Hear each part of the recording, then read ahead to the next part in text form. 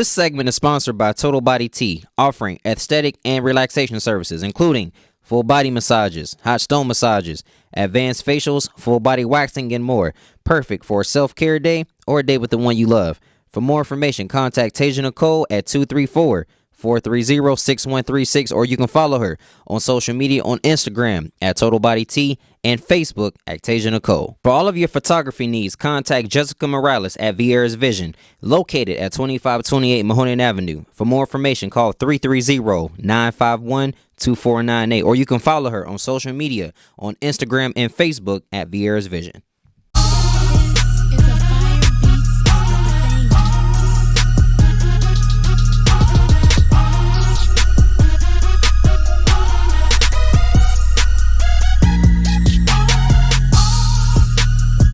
What's up, everybody? Welcome to the Chris Gunther Show. Thank y'all so much for watching. Be sure that you like and share this video. I would greatly appreciate it. My special guest today is a legend. If you grew up in the 90s, early 2000s, this man needs no introduction. But for those millennials that don't really know who he is, you're getting ready to find out. Ladies and gentlemen, please help me welcome Mr. Kid Reid. Chris Kid Reid, how you doing, sir?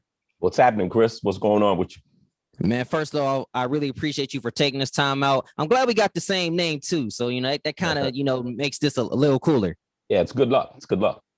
It really is. It really is. Once again, ladies and gentlemen, this is Christopher Kid Reid from the legendary Kid and Play and House Party series. Mr. Reid, once again, thank you so much for your time. That's what's up.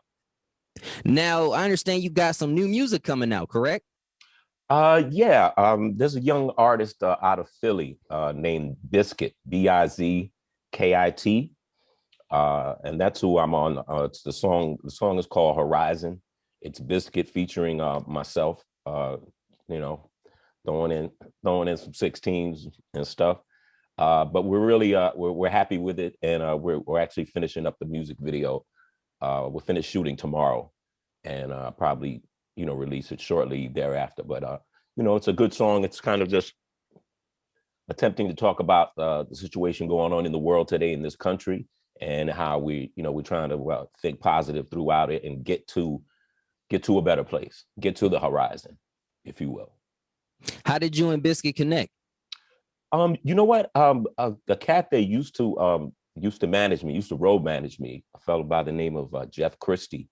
Got me in touch with Bizkit, and he has another writing and producing partner, a guy named Butter. So it's Bizkit and Butter. They go together, right? But yeah, my friend Jeff suggested that I get together with them, and we just hit it off. They're definitely younger than me. These guys are in their in their 20s, mid to late 20s. But I just really like their energy. I like their vibe. I like the music that they were creating. So we just started vibing and creating, and we felt really strong about the song Horizon, and we thought we'd put some visuals to it as well. It's available. The song's available on all streaming platforms now: iTunes, Apple Music, Spotify, SoundCloud, Tidal. So if you get a chance, peep it out. Horizon. The song Horizon, you mentioned that it deals with a lot of the issues going on today. As far as, you being such an iconic figure, did you believe that everything that, you went through as a kid prepared you for the rough times that we're facing today? Well, I'd like to think so. I mean, I think growing up, it'd have been hard to imagine, what's been going on in the world, since last year, since the pandemic. It's really a really unique situation that most of us have never gone through before.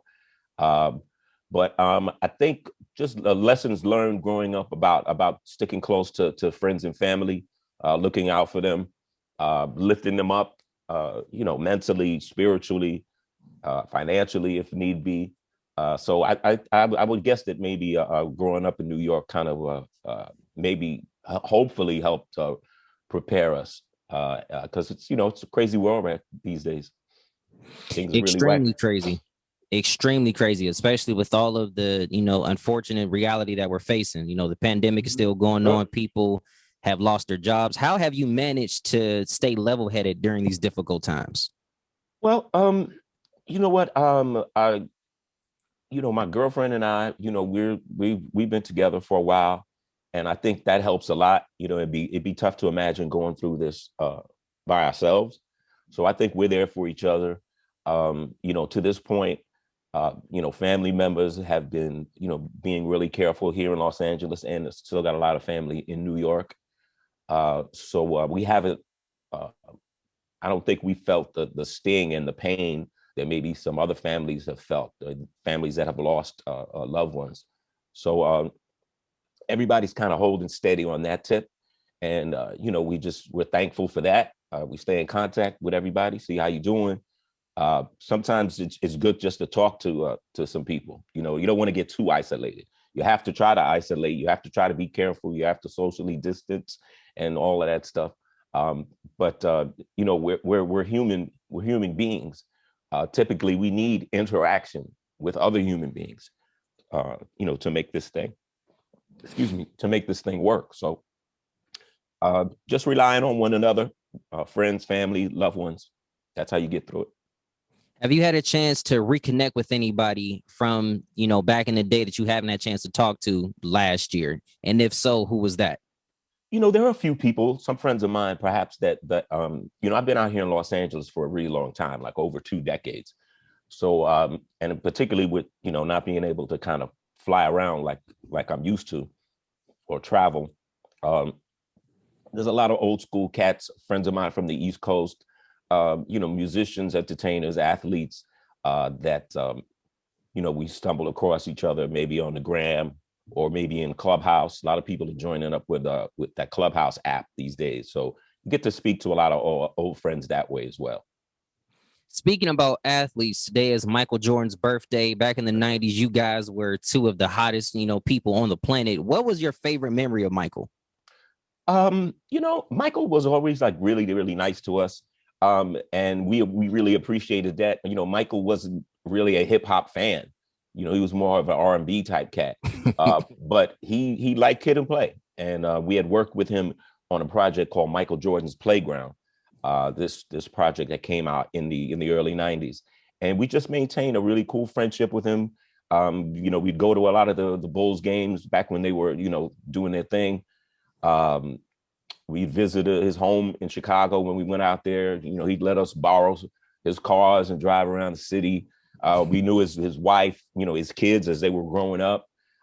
His family, his father, his late father, was a really cool person. His mom's was great. We'd visit them down in North Carolina when we had the opportunity.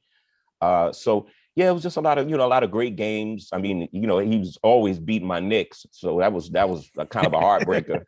And I think he really liked that. I mean, he liked us, but he loved to beat the Knicks because he knew that it really bothered us. But he was great to us. And I don't get to see him nearly as much anymore. But every time we had an opportunity, he was always really, really cool. And we're looking around like, yo, this is Michael Jordan, yo. You know what I'm saying? Like this is some pretty cool stuff. So yeah, those are great times. It seems like it would be so cool to, just randomly pop up at Michael Jordan's house and, hang out with him, watch, games and just kick it. Like I'm really kicking it with the GOAT. Yeah, it was awesome. I mean, back then in Chicago, he had this great restaurant, Michael Jordan's restaurant. So we would go there and, we'd be in a private VIP room with him. The place was always packed and, Chicago was rocking. The Bulls were winning everything. It was just a really great time. And MJ was, he was a rock star, man. When you're hanging out with MJ, ain't nobody paying attention to you. So that's just something you got to, that's just something you got to get used to. It's like hanging out with the president, I would imagine. But he was always cool with us. There was a picture that surfaced on social media that I thought was a perfect picture of the 90s with you and Play, Michael Jordan, and DJ Jazzy Jeff and the Fresh Prince.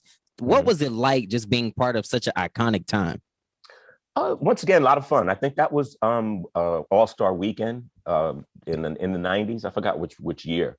But yeah, that's a pretty cool picture. I think MJ was a fan of Will and Jeff as well. And, those All-Star weekends were always a lot of fun. You hang out for the whole weekend. You watch the game with the dunk contest, three-pointers, three-point contest. There was always great parties throughout the whole weekend. So, yeah, great times.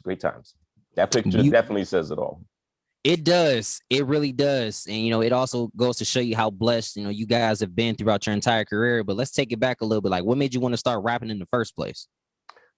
Um, in our neighborhood, back in Queens, New York, it was just the thing that cats were kind of doing.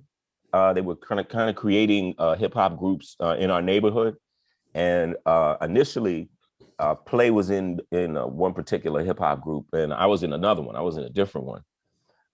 And we were kind of not hardcore rivals, but we would compete at local talent shows and at the local high schools to see who was better, who had better routines, who had the flyest gear, who could dance better, stuff like that. But those two groups just kind of fell by the wayside. And, Play and I just remained friends. And it got to the point where we were like, well, you know what? We hang out with each other every day. We were super, super tight. We were just like, well, why don't the two of us do something together?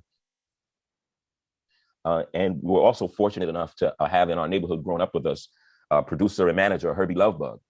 So Herbie had already blown up Salt and Pepper. He had created Salt and Pepper, wrote and produced their music. They were doing very well. And Herbie suggested, let's all work together. He started producing for us. We were opening for Salt and Pepper, and that's kind of like the Cliff Notes version. But yeah, it was something that was popping off in New York and in Queens in particular, and it was exciting. The music was exciting, the parties were exciting, the creative process was exciting. So that's why we kind of gravitated toward that. How did you guys started calling each other Kid and Play? Well, interesting story. When we were in two different groups, Play was in a group called the Super Lovers, and I was in a group called the Turnout Brothers. Play's original name was Playboy, because he was a ladies' man, and the name of the group was called the Super Lovers and all this and that. And my name was actually Kid Cool Out. That's what I called myself back in those days. So as I said, these groups kind of fell by the wayside. And when Play and I started working together, we just kind of wanted something kind of quick and snappy. And we kind of based it off of how great a name Salt and Pepper was. It was short and sweet. You got one light, one dark, whatever. So Kid Cool Out and Playboy, we just shortened it to Kid and Play. And it seemed like it really fit our personalities. The style of music that we were into was real fun and playful and upbeat. So yeah, Kid Cool Out and Playboy became Kid and Play. At one point, you guys, Salt and Pepper and Martin, all either worked at the same place or you guys were all affiliated some kind of way. Did you know back then that all of you were going to be superstars? No, we did not. None of us were famous at the time. We worked at a Sears call center. We were like calling up people to try to sell them insurance or maintenance agreements on their appliances. And we weren't. We hadn't even gotten into the music yet. We were still either working or going to college. I was going to college. Salt and Pepper were going to college. Herbie was kind of learning how to work in a studio and be an engineer. Martin originally worked at the gas station across the street. Then he ended up coming over to work at Sears. But those were fun times. I mean, we didn't have a lot of money. We weren't famous or anything like that. But we all cared about each other. We hung out a lot, and thankfully, I think every last one of us got fired, which turned out to be like thanks, Sears. Yeah. And then it was after that Sears experience that we started getting into the music, and things started slowly but surely. Things started happening. When did you guys get your big break? You know what? I think our big break really began when we started working with Herbie, and our first song as Kid and Play was a song called Last Night. Last Night Changed It All. But I think a major break was probably when we shot our first music video for a song called Do This My Way. And that was important because, it gave people a chance to see who we are, see what we look like, see how we perform, see how we dance, see how we dress, see how we rock our hair. And I think once people were able to kind of put the face with the name and the sound, then things started moving in the right direction. Everybody needs some type of signature. Michael had the tongue, Michael Jackson had the glove, and you had the high top fade. Was Right. that just the style of the guys in your neighborhood? Was that just something you wanted to do for yourself? No, it was definitely the style in New York, in Queens in particular. I just, when I started doing it, even before it got really, really long and high and tall, I just kind of noticed the reaction that we were getting out in public. So it was just an instinctive thing that said, yo, man, just keep letting it grow. Just keep letting it grow. Keep cutting the sides. Keep it, try to keep it fly. And once again, it was something that kind of set us apart from a lot of the other groups, which was what we were trying to do. We were trying to get them to really pay attention and listen to the music and check out our style and whatnot. And so, stuff like the high top fade or certain dances that we did or whatever were really instrumental in setting us apart from the rest of the groups that we were competing against. You guys did music that was uplifting, that wasn't necessarily considered hardcore street rap because of how things were in the 90s. How much pressure was that for you guys, though? Because, there does take a lot of guts to want to do something different. So how much pressure was that for you? Well, I think that we were lucky. Playing out, first of all, we had each other that we could rely on and bounce ideas off of and support. And I think initially we just wanted to be ourselves. We weren't hard. You know what I mean? We didn't sell dope. We didn't have weapons and stuff like that. We were just two young guys trying to live life, have fun, meet girls and be creative. And I think Herbie as a manager and producer always urged us to just be yourself. People can sense when you're being genuine or when trying to fake the funk. So I think to our credit, we knew the type of group that we wanted to be. We knew the type of material we wanted to record and perform. And we stuck to it. I mean, even throughout the times when some of the harder edge music, like when the gangster rap started taking over, man, we didn't jump on that bandwagon because that's not who we were. So, we just kind of, backed up a little bit. We're able to do other things. We were still making movies and had other projects at the time.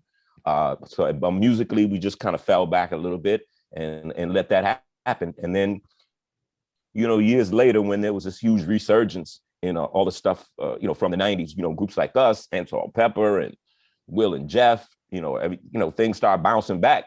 And I think our audience appreciated the fact that we remained who we were. We weren't trying to be tough guys at any point in time. That wasn't our thing. We're always going to be kid and play. There was recently, I think it was about a month ago, there was a biopic on Salt and Pepper. Do you believe that Kid and Play will get a biopic anytime soon? We were in some talks last year about developing something. And I think the pandemic really kind of threw a monkey wrench in a lot of production. So, I think it's something that we would definitely entertain. I thought that the Salt and Pepper film was well done. I enjoyed it. Lifetime as an organization, as a network, seems to be doing those films and those biopics like a little bit better. I think maybe a few years ago, with some of the ones that they did, the quality maybe wasn't quite what it could have been. But I definitely thought that the Salt and Pepper film was really well done. And then I think a week later, the Wendy Williams one came out. And I thought that was done well as well. So, yeah, we're open to discuss that. What made you guys want to start getting into movies in the beginning? Well, at the time, we were kind of on the rise. We were selling a lot of records. We had started touring around the country, like I said, opening for Salt and Pepper. And, the original writer director of House Party just approached us and said, hey, I got this movie script. Could you read it? See if it's something you might be interested in. Excuse me. So I read it and I thought that I thought it was very promising. I didn't think it was all the way there yet, but I did think that playing myself could help bring it the rest of the way. So we got into discussions with Reggie Hudlin and his brother Warrington. They had a deal over at New Line Cinema. to do the movie. We went down there. They met with us. We did a little improv. We read some scenes from the script from the movie, and I don't know, maybe like a week later, they called us and said, "Hey, man, you guys want to do a movie?" And we were like, "All right, yeah." So but yeah, it was born out of the mind of Reggie Hudlin, who went on to do Boomerang and so many other projects. Great White Hype. Reggie's done a lot of different projects over the years. And it was his first film. It was our first film. A lot of the actors in the movie, it was their first film. But we all kind of leaned on each other, worked hard, stuck together. Paid attention to the director. The director paid attention to us. He let us contribute. You could change dialogue if it made the scene better. He was very generous with that. And who knew? I mean, I don't think anybody thought that 30 years later, they'd still be House Party would still be as popular as it is. But that was a blessing. It really was a blessing, along with the movie Class Act that you were a part of. Mm-hmm. When you just take a look at it, like how much fun was it to even be a part of that movie and then transitioning that success over into the House Party series? Yeah, well, I mean, we were fortunate. Like the movies that we made, we always had a great time doing them. We had great people in front of him, behind the cameras that worked on them. Very passionate about being creative. So the movie sets were always a lot of fun. Everybody typically got along and rooted for one another to do well within the film. I think that comes across in a lot of the work that we did back then. I hope that the fun and the laughter comes across, because every day was another adventure. It was great.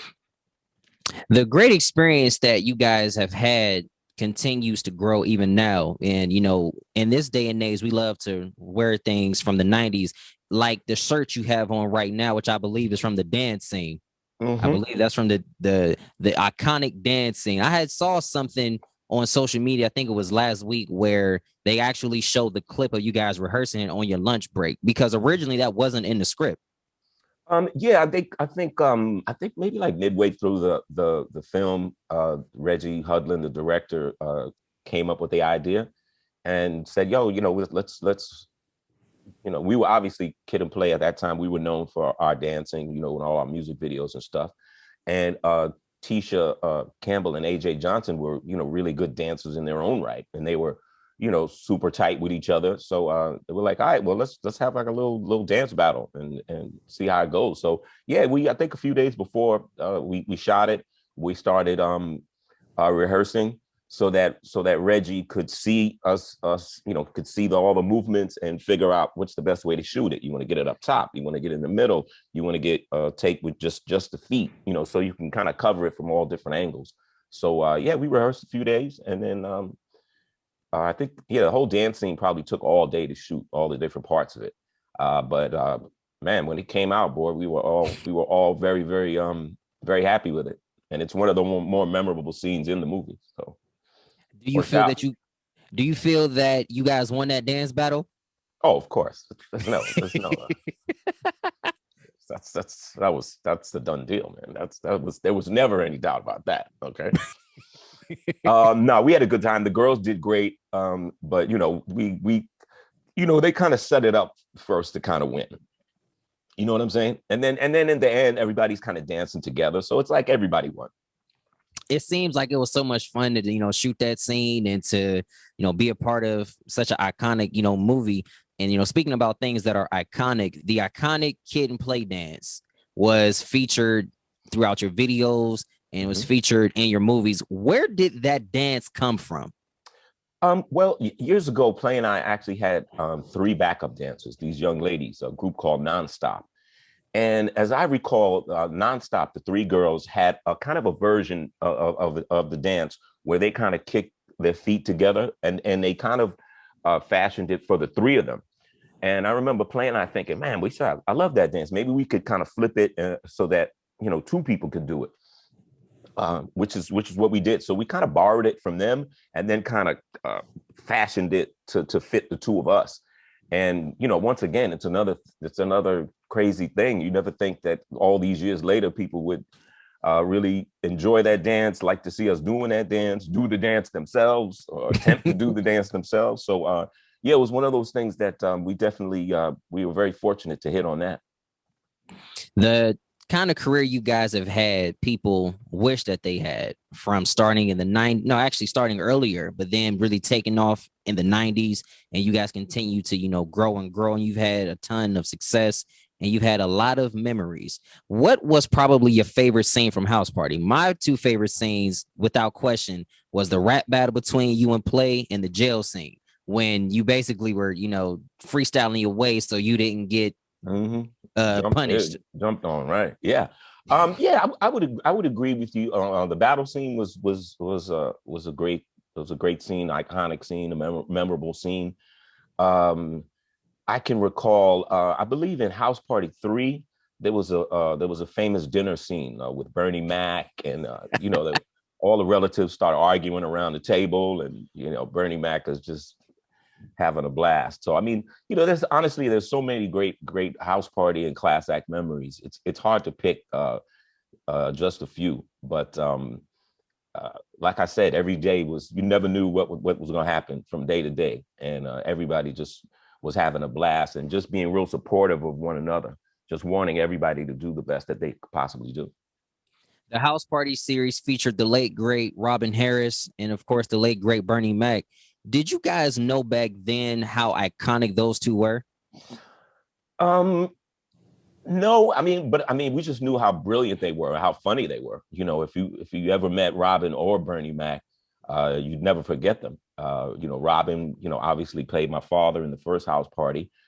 Bernie played my uncle in the third. And I was fortunate enough to have memorable scenes with both of them, and just really iconic scenes.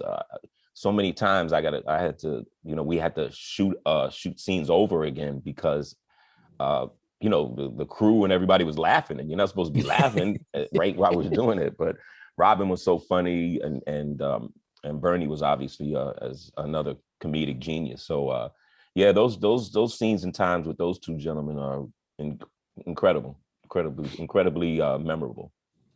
You've had so many great memories in your career. You've had the ups, you've had the challenges, but how did you stay motivated even in the difficult times? Ooh, good question. I think we've been fortunate over the years, Play and myself, both collectively and individually.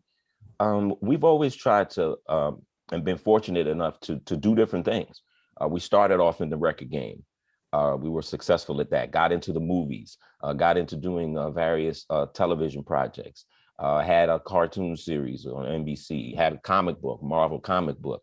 And I think we were always kind of able to shift and pivot and not do the same thing all the time, but also have different projects. Play is a very trusted and valued documentarian these days. He got into that.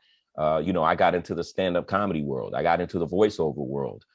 So I think we've been fortunate to be able to do a bunch of different things, so that if one or two of our occupations aren't up to par at the moment, there's like 3, 4, 5 other things that we can do until things get back to normal, or until these things start to rise back up again. So I think being varied in the projects that we've done, like I said, together and separately, I think has been really helpful in having staying power.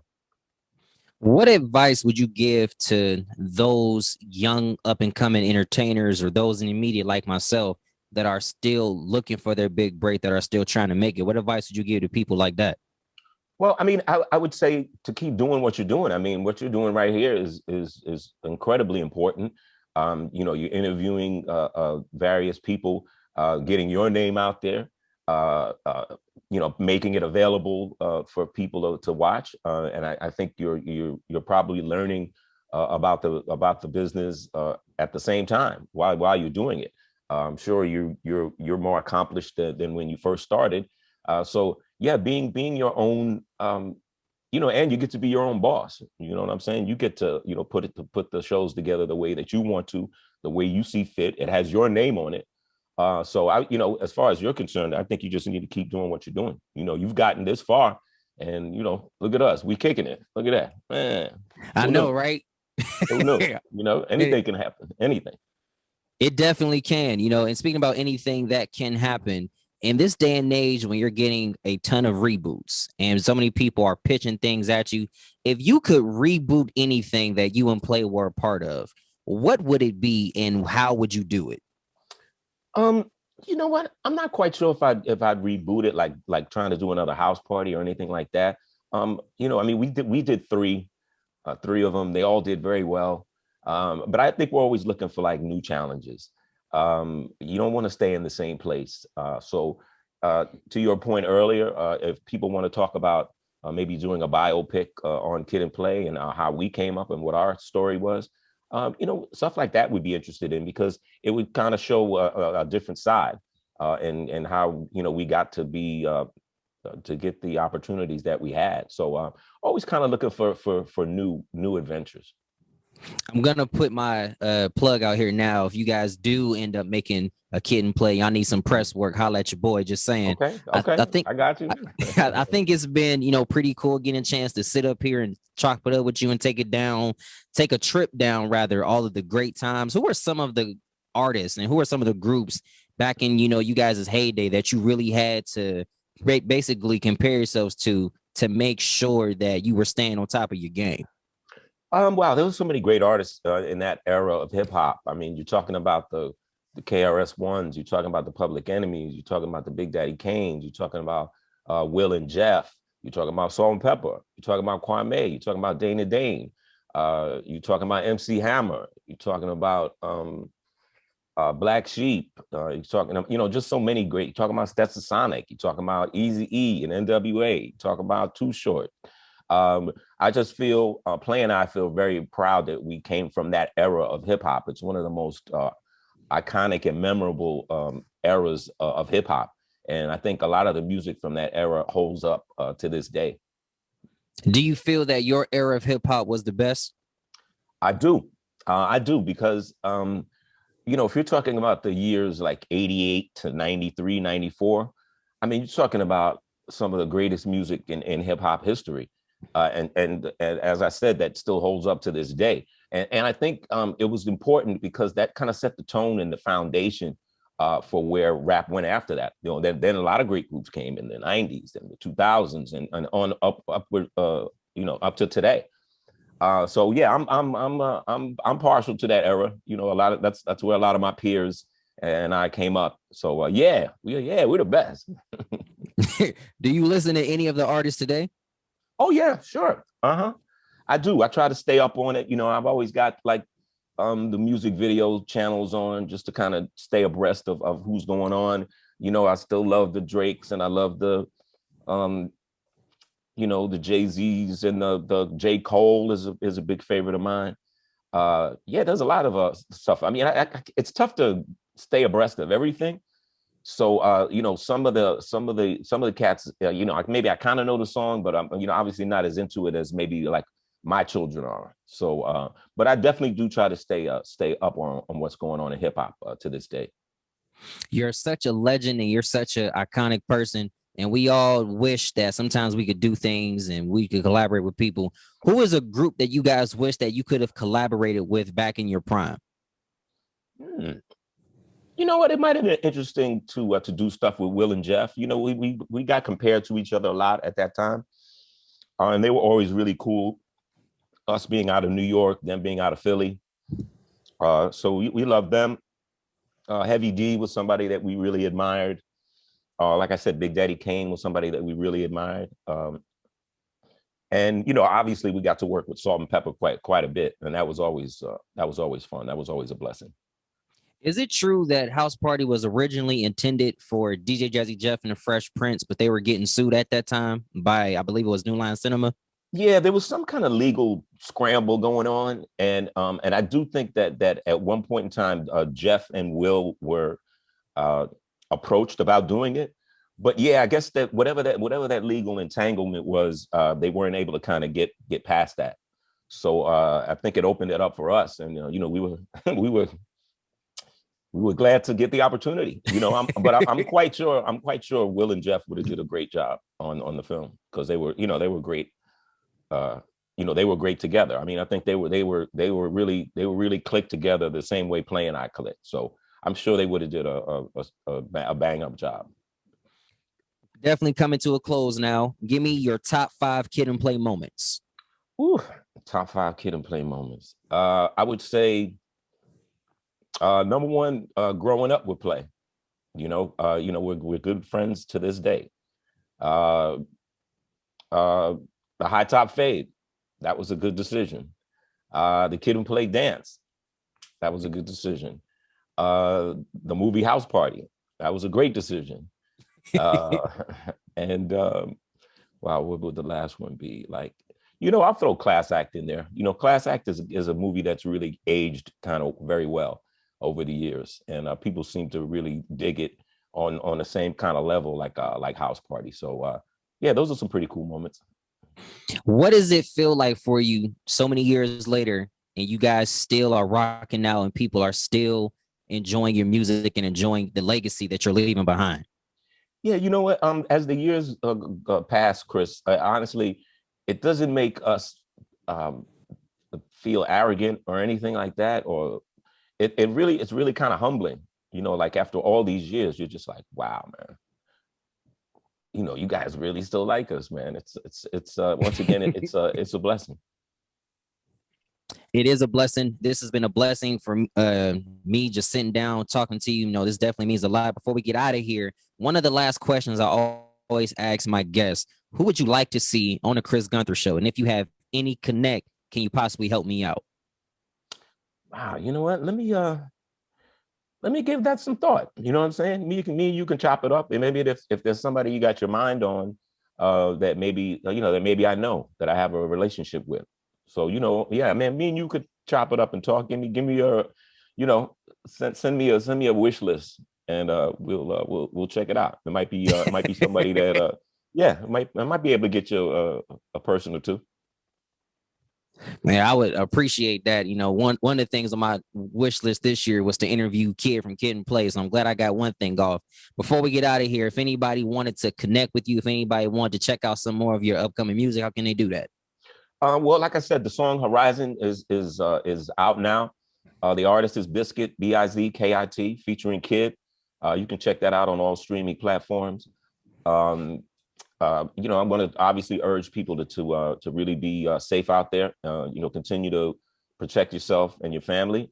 My social media is pretty easy. It's Kid from Kid and Play on IG and Twitter. You know, we got a Facebook presence. You know, I'm not hard to find. You found me. you were relentless. Yeah, that's what they tell me. It all worked out. I'm glad we could get it together. You know, it's been a pleasure. And this has been the Chris Gunther Show. Kid Reid, thank you so much for your time today, sir. Thanks, Bodis. Appreciate you, man. This segment is sponsored by Total Body Tea, offering aesthetic and relaxation services, including full body massages, hot stone massages, advanced facials, full body waxing, and more.